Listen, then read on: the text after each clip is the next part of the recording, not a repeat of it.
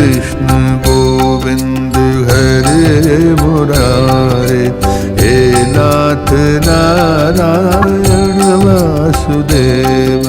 श्री कृष्ण गोविंद हरे मुरारे, हे नाथ नारायण वासुदेव। श्री कृष्ण गोविंद हरे मुरारे, हे नाथ नारायण। नमस्कार, जय श्री राम, जय जय श्री राधे, जय जय श्री राधे। प्रिय श्रोताओं, पूजनीय विप्रवृंद, संत जिन्ह, गुरुवृंद एवं परमपिता परमात्मा श्री चरण कमलों में नमन करते हुए हाजिर हूँ मैं आपकी सेवा में। परम पिता परमात्मा के दिव्य महात्म्य, एकादशी महात्म्य की कथा को लेकर। साथियों, आज 29 अगस्त 2020 शनिवार। आज भाद्रपद मास के शुक्ल पक्ष की एकादशी का क्या महात्म्य है, क्या नाम है, एकादशी का क्या महात्म्य है, क्या विधि है, क्या विधान है, क्या पुण्य है, क्या रहस्य है, लेकर के आ रहा हूँ मैं। एकादशी महात्म्य श्रवण करें। सबसे पहले हम अपने इष्ट देव को नमन करते हुए अपने गुरु चरण कमलों में नमन करते हुए गुरु जी की वंदना करते हैं। गुरुर्ब्रह्मा गुरुर्विष्णु गुरुर्देवो महेश्वरः, गुरुर्साक्षात् परम ब्रह्म तस्मै श्री गुरुवे नमः। नारायणं नमस्कृत्यं नरं चैव नरोत्तमं, देवीं सरस्वतीं व्यासो ततो जयमुदीरयेत्। ॐ नमो भगवते वासुदेवाय, ॐ नमो भगवते वासुदेवाय, ॐ नमो भगवते वासुदेवाय। साथियों, मानस जन्म अनमोल है। ये मनुष्य का तन, मानव का शरीर जन्म जन्मांतरों के हमारे पुण्य के कर्मों से परम पिता परमात्मा के शुभ आशीर्वाद स्वरूप हमें मानस का तन मिला। मानस तन अनमोल रे, माटी में न रोल रहे, अब तो मिला है फिर ना मिलेगा, कभी नहीं कभी नहीं कभी नहीं।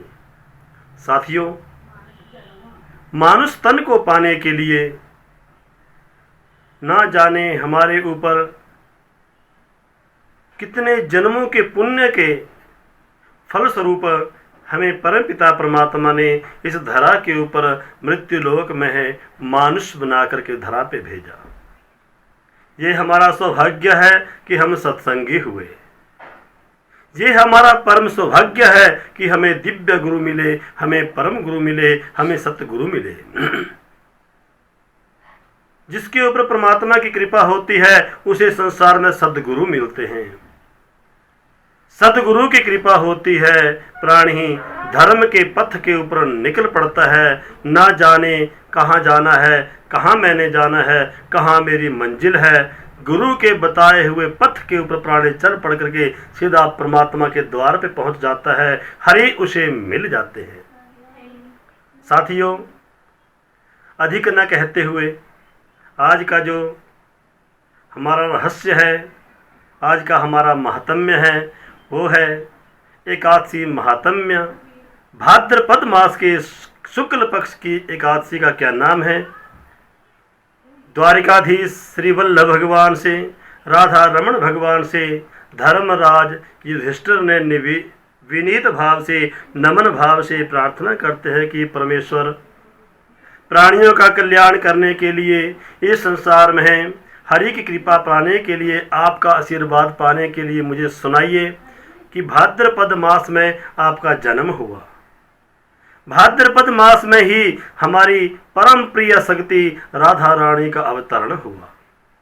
और भाद्रपद मास की जो एक मुख्य महात्म्य है, उसमें एकादशी महात्म्य भी आप सुनाने की कृपालता करें। जय जय श्री राधे, जय जय श्री राधे। जैसे ही धर्मराज युधिष्ठिर ने माधव भगवान से, श्रीधर भगवान से, गोपिका वल्लभ भगवान से विनीत भाव से नमन किया। एकादशी का क्या महात्म्य है, क्या नाम है, क्या विधि है, क्या विधान है, क्या कथा है, क्या रहस्य है और क्या उसका पुण्य है। तो माधव भगवान कह रहे हैं कि धर्मराज युधिष्ठिर, जब तक प्राणी धर्म के पथ पर चलता है उसे जीवन में बहुत कठिनाइयां आती है। फल स्वरूप हरि की कृपा से उसे परम शक्ति, परम भक्ति एवं हरि का सानिध्य मिल जाता है। साथियों, भाद्रपद मास के शुक्ल पक्ष की एकादशी 3 नामों से जानी जाती है। वो 3 नाम कौन है? पहला नाम है वामन एकादशी, दूसरा नाम है परिवर्तनी एकादशी और तीसरा नाम शास्त्रों में है जयंती एकादशी। अब मैं 3 नामों का अलग अलग महात्म्य बताऊंगा, समझाऊंगा। पहला नाम बताया वामन एकादशी, दूसरा परिवर्तनी एकादशी, तीसरा जयंती एकादशी। तो प्यार से बोलिए, बोलिए बांके बिहारी लाल की जय हो। तो वामन जयंती का महात्म्य शुरू करते हैं। जैसे ही धर्मराज युधिष्ठिर ने माधव भगवान से निवेदन किया तो माधव भगवान ने रहस्य सुनाते हुए बताया कि त्रेता युग की बात है। सतयुग, त्रेता, द्वापर और कलयुग, ये 4 युग हमारे सनातन का रहस्य है। काल का नियम है, सतयुग के बाद त्रेता आना है, त्रेता के बाद द्वापर ने आना है, द्वापर के बाद कलयुग ने आना है। साथियों, ये रहस्य है त्रेता युग का। विदित है कि एक भक्त राज हुए, कौन? प्रहलाद जी।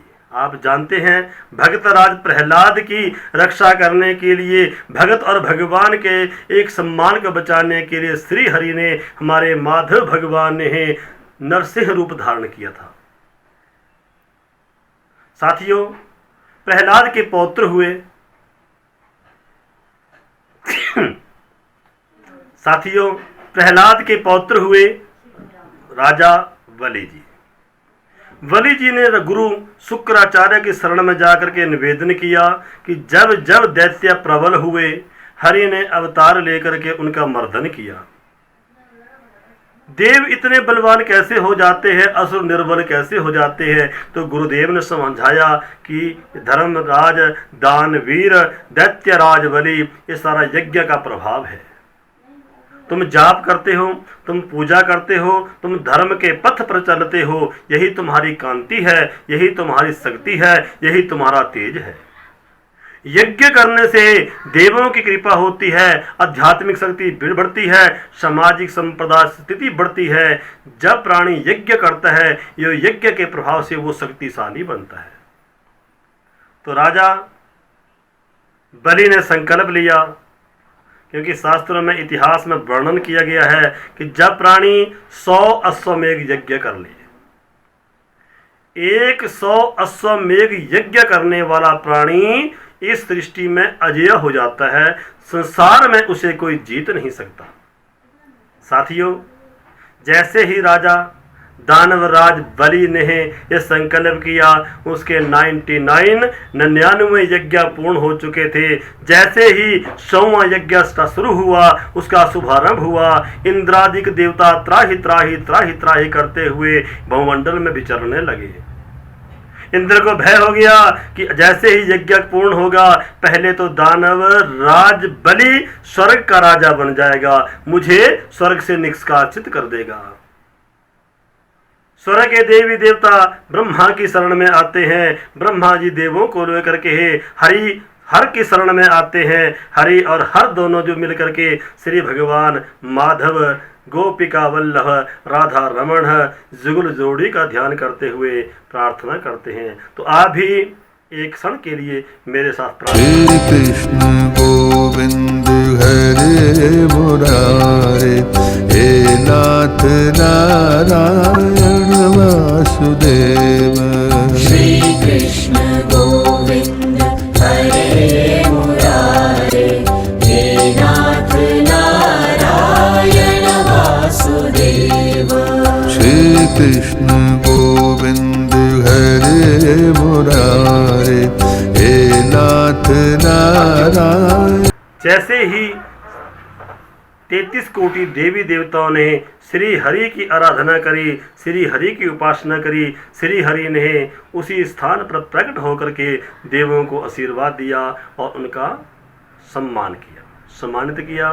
देवों ने नतमस्तक होकर प्रार्थना, अनुनय विनय प्रार्थना कर दे, परमेश्वर दानवराज बलि का यज्ञ पूर्ण होने वाला है। अब स्वर्ग हमारे हाथों से जाने वाला है, स्वर्ग से हम निष्कासित होने वाले हैं। हे हरि, हे नारायण, त्राहि माम शरणं गतः, त्राहि माम शरणं गतः, त्राहि माम शरणं गतः।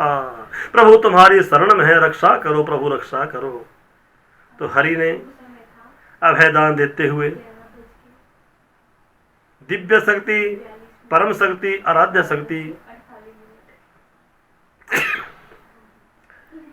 का स्मरण करते हुए हरि ने एक अपने अवतार लेने का प्रयोजन, उद्देश्य स्थापित कर दिया। देवों की आराधना करने पर श्री हरि ने इंद्र के यहाँ, इंद्राणी के यहाँ एक वामन अवतार लेकर के ही अपने आप का अवतार घोषित कर दिया। बोलिए वामन भगवान की। जैसे ही वामन भगवान का अवतार हुआ, भगवान श्री हरि, ये राधिका वल्लभ, ये जानकी वल्लभ, ये राधा रमण, ये गोपिका वल्लभ, ये राधा रमण, ये गिरधारी, ये हमारे गिरधारी, ये मोर मुकुटधारी आज वामन बन करके, बटुक ब्राह्मण बन करके प्रकट हुए और प्रकट होते ही 8 वर्ष के बालक दिव्य स्वरूप को धारण कर दिया।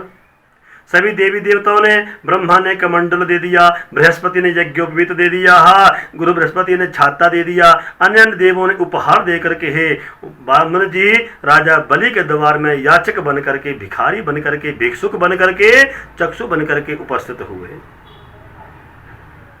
तो उस दिव्य रूप की घटा को आप दर्शन कीजिए। वामन से भगवान जिन्होंने अधोवस्त्र ब्रह्मचार्य के स्वरूप को धारण किया हुआ है, पांव में चरण पादुका, हाथ में कमंडलू, एक हाथ में छाता लेकर के, बगल में गुरु की माला लेकर के, यज्ञोपवीत धारण करके, त्रिनेत्र रूप में धारण करते हुए राजा बलि के दरबार में जाते हैं और भिक्षुक बन करके, याचक बन करके भिक्षा की याचना करते हैं।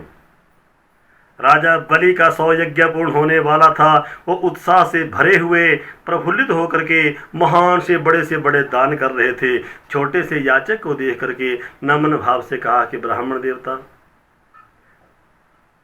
आप यज्ञ में आए हैं, जो आप मांगोगे मैं तुम्हें जरूर दूंगा। यज्ञ में आए हुए ब्राह्मण को कभी भी निराश होकर नहीं लौटाया जा सकता। यज्ञ में आए हुए अपने कुल पुरोहित को कभी निराश नहीं करते। इसलिए याचक ब्राह्मण, तुम जो चाहिए तो तुम्हें कृपा का आशीर्वाद मैं तुम्हें अवश्य दूंगा। बटुक ब्राह्मण ने कहा कि मैं ब्रह्मचारी हूँ और अब मुझे जाप करने के लिए बैठना होता है। छोटा सा बालक हूँ, मेरे पास इतनी व्यवस्था भी नहीं कि कहाँ मैं चौकड़ी मार करके, ब्रह्म आसन मार करके, 3 कदम पृथ्वी मेरे पास नहीं है। मुझे सिर्फ और सिर्फ क्या चाहिए? 3 कदम पृथ्वी ही। 3 कदम बटुक ब्राह्मण के पाँव थे लगभग 4 से 5 इंच की, मतलब लगभग 11 से 12 इंच पृथ्वी मांग ली।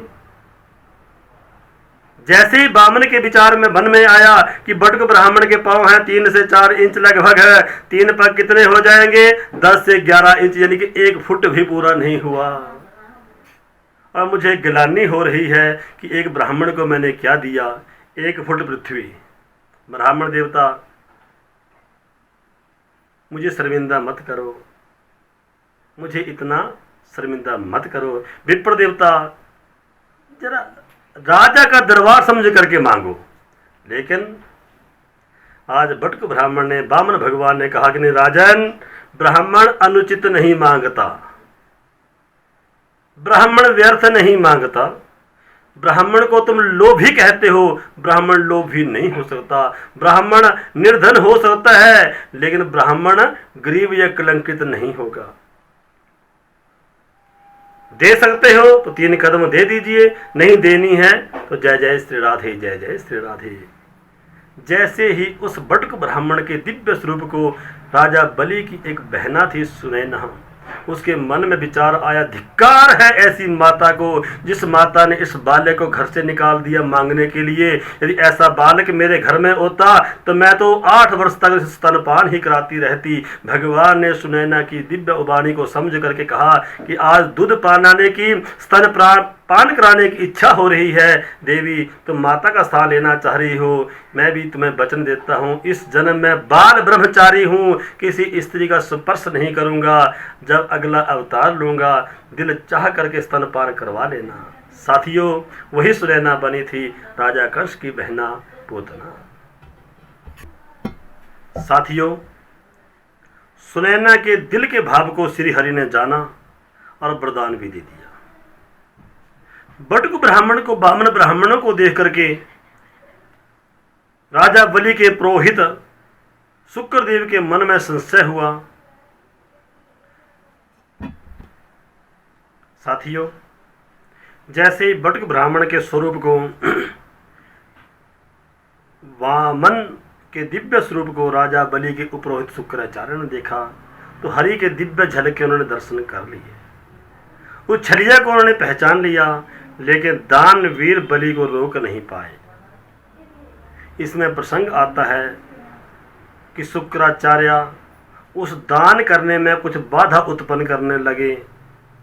हमारे अर्घ्य पात्र होता है कि जल पात्र तुमने देखा होगा, एक पात्र होता है जिसे हम कलश कहते हैं, गड़वा कहते हैं या कलश कहते हैं, उसमें एक नाली सी निकली होती है। तो जैसे ही शुक्राचार्य राजा बलि संकल्प करने लगे, अर्घ्य पात्र में बैठ करके शुक्राचार्य जी उस जल को ही पीने लगे, अर्थात जल ब्राह्मण के हाथ में ना जाए। अर्घ्य पात्र में बैठ करके शुक्राचार्य जल पीने लगे। संकल्प राजा बलि करे कि मैं, राजा बलि ही शुक्राचार्य जी का संकल्प बोल रहे थे, मैं राजा बलि ही, दानवीर राजा बलि, सत्यवादी राजा बलि, धर्मनिष्ठ राजा बलि ही, अश्वमेध यज्ञ के बीच में 100 यज्ञ पूर्ण होने पर बामन ब्राह्मण को 3 कदम पृथ्वी दे रहा हूं। लेकिन जैसे संकल्प छोड़े शुक्राचार्य उस जल को ही पी जाए।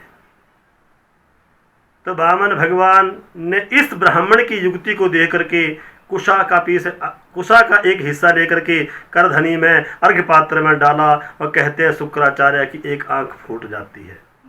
इसलिए साथियों, ब्राह्मण को, ज्योतिषी को और चिकित्सक को और एक हमारे अन्नदाता को, जो हमारा गृह कार्य में किचन का काम करने, रसोइया काम करने वाला है, तो कहा गया है ब्राह्मण को, ज्योतिषी को और वैद्य को और एक हमारे भोजनशाला में भोजन का काम करने वाले को भोजन बांटते समय छल या कपट नहीं करना चाहिए। माफ करना,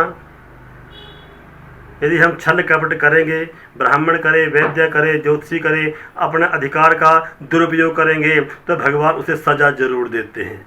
शुक्राचार्य की आंख फूट गई, लेकिन दूसरी बार जैसे संकल्प लिया शुक्राचार्य के राजा बलि ने जैसे संकल्प दिया, बामन ने संकल्प लिया। कहते हैं कि अपने दिव्य स्वरूप को इतना दीर्घ किया, विशाल रूप धारण करते हुए धरा, उनके चरण जो थे धरा के ऊपर थे, लेकिन उनका शीश जो था आकाश को छू रहा था। परमात्मा ने एक कदम में 3 लोकों को नाप लिया, दूसरे कदम में 14 भुवन नाप लिए और तीसरे कदम जैसे नापा।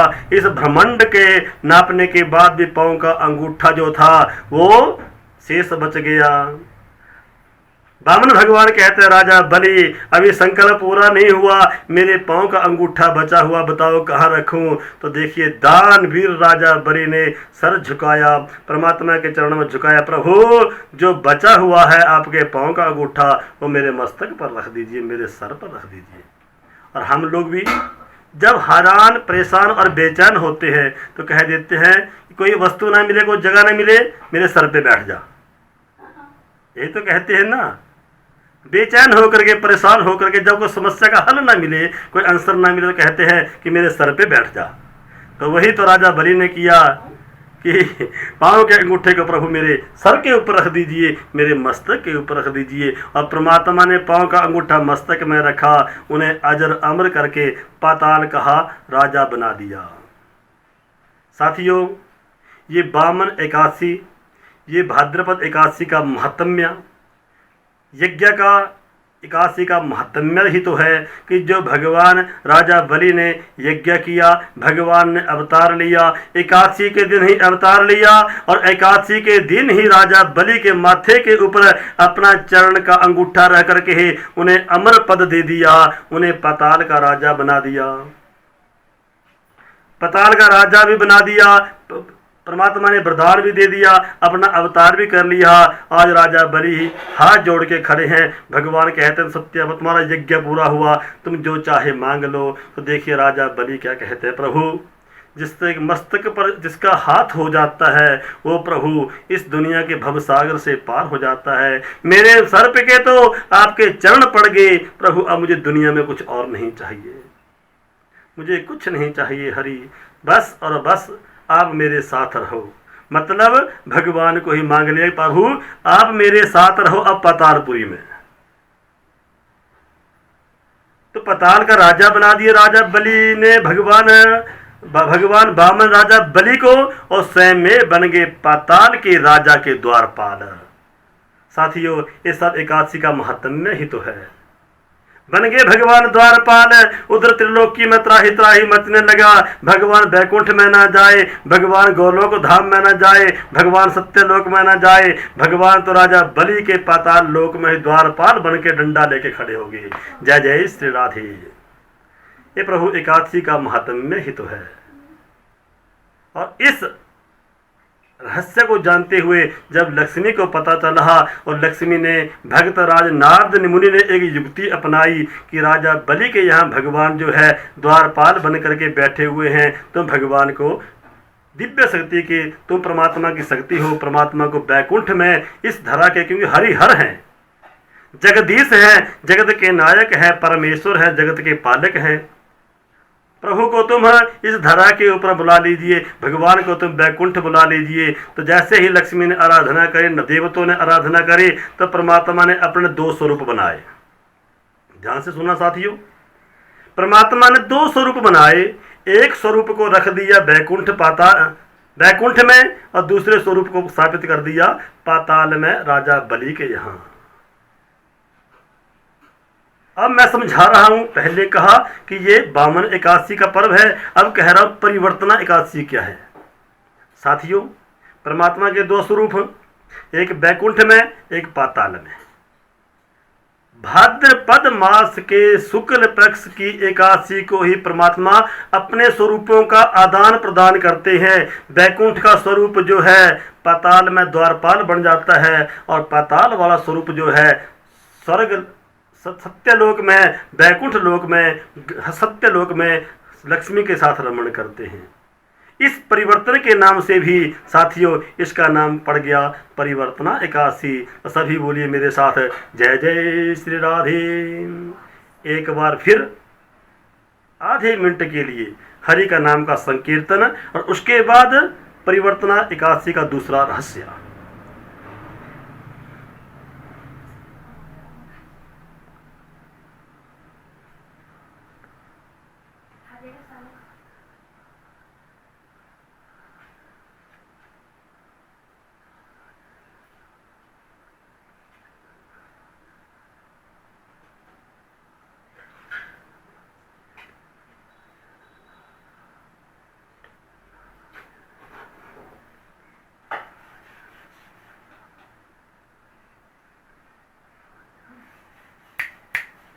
साथियों, अब हम आगे बढ़ते हैं परम रहस्य को जानते हुए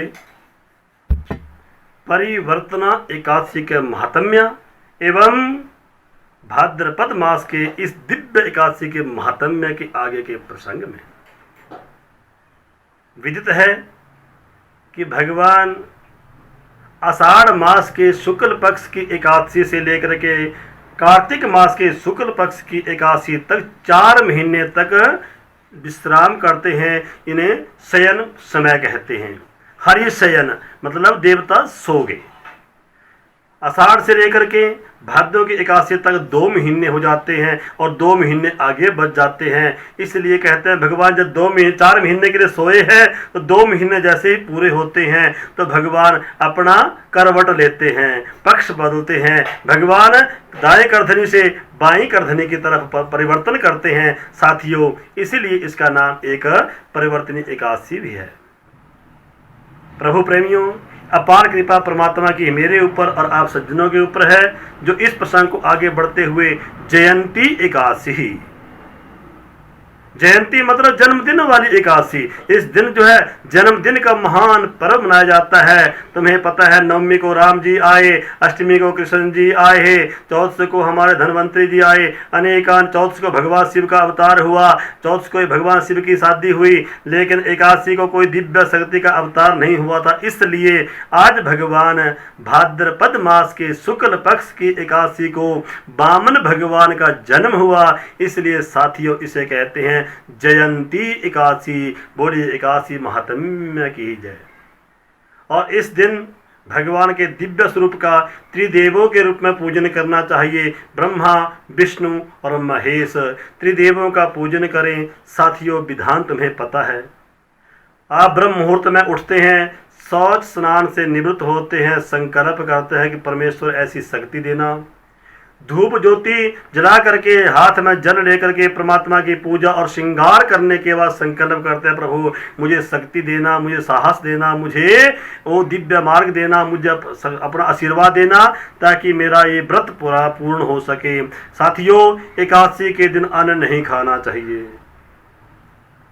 यदि आप उपवास कर रहे हैं तो अन्न को बिल्कुल निषेध है, लेकिन मेरे मनोभाव से यदि आप अस्वस्थ हैं, आप वृद्ध हैं, आप बालक हैं, आप दिन भर जो है अन्न के बिना नहीं रह सकते हैं, तो साथियों चावलों के अन्न को, अक्षत अन्न को छोड़ करके अन्य अन्न का आप उपयोग कर सकते हैं, लेकिन वो भी बाल्यावस्था, वृद्ध अवस्था या रोग अवस्था में। और साथियों, अन्न के बाद आप फलहार, कंदमूल, फलहार या पेय पदार्थ करके हरि का नाम, हरि का सुमरण करते हुए 29 अगस्त के दिन विधिवत ठाकुर जी की आराधना करें, क्योंकि भगवान का अवतार जयंती का ये पर्व है। इस एकादशी का व्रत करने से जिस घर में संतान नहीं है, क्योंकि भगवान वामन बन करके आए, उनके पुत्र रत्न की प्राप्ति होती है। जिन सब परिवारों के बीच में कारोबार में मंदा पड़ा हुआ है, हानि हो रही है, कारोबार बिगड़े पड़े हैं, उखड़े पड़े हैं, बर्बाद हुए पड़े हैं, इस एकादशी का व्रत करने से उनके घर में लक्ष्मी का स्थिर निवास होता है। साथियों, जिनके ऊपर महान कष्ट आया होता है, दिव्य कष्ट आया होता है, आप महान कष्टों से जूझ रहे हैं, ऐसे प्राणी यदि एकादशी का पारायण कर लेते हैं, हरि की कृपा से जिस प्रकार है देवों का कष्ट भगवान ने दूर किया अवतार लेके, वैसे हमारे कष्टों को भी वो दूर करते हैं। इसलिए कष्टों को दूर करने वाले साथियों, ये भाद्रपद मास की एकादशी का विधिवत कथा श्रवण करें। प्रभु प्रेम कृपा से, हरि के आशीर्वाद से, YouTube संस्करण के माध्यम से मैं आपसे जुड़ा हुआ हूँ और जुड़ा रहूँगा। ये मेरा छोटा सा प्रयास है, आपका कल्याण, आपका सन्मार्ग के ऊपर चलना और आपकी परिवार के समृद्धि और मानस तन को, मनुष्य के तन को परमात्मा से मिलाना। साथियों, आपने व्रत किया है, अच्छी बात है। व्रत नहीं किया है तो आप कथा श्रवण करें, भगवान का पूजन करें, और द्वादशी के दिन मध्याह्न से पहले आप काशी के व्रत का पारायण करें। ब्राह्मण को अन्न दान दे करके, यथाशक्ति फल दक्षिणा दान दे करके, प्रभु प्रेमियों, आप एकादशी के व्रत का पारायण करें। जो साथियों भागवत पुराण में है, ब्रह्म वैवर्त पुराण में है, स्कंद पुराण में है। एकादशी की महात्म्य को विस्तार पूर्वक कहा है कि जो एकादशी का व्रत करते हैं इह लोक और परलोक में सुखी होते हैं, और इह लोक में और परलोक में उनकी मनोकामना पूर्ण होती है। अश्वमेघ यज्ञ, वाजपेयी यज्ञ, गौओं को दान करने का यज्ञ, कन्या को दान करने का यज्ञ, संसार में भक्ति और मुक्ति ऐसे प्राणियों को प्राप्त होती है। साथियों, तुम्हें जीवन में और क्या चाहिए? बड़े बड़े यज्ञों का पुण्य तुम्हें एकादशी का पारायण से मिल रहा है, तो मेरा यही मनोभाव है, मेरी यही आप सज्जनों से एक प्रार्थना है कि जुड़े रहिए आप भगवान के श्री चरण कमलों से, दिव्य कथा को श्रवण करें, अपना जीवन मानस तन को सफल करते हुए परमात्मा के राह पर, परमात्मा के मिलने की राह पर, भक्ति की राह पर आप आगे बढ़ जाइए। आपका कल्याण होगा, आप स्वस्थ रहें और प्रभु कृपा आपके ऊपर बनी रहे। इसी के साथ जय जय श्री राधे, जय जय श्री राधे। 1 मिनट के लिए फिर हरि नाम संकीर्तन।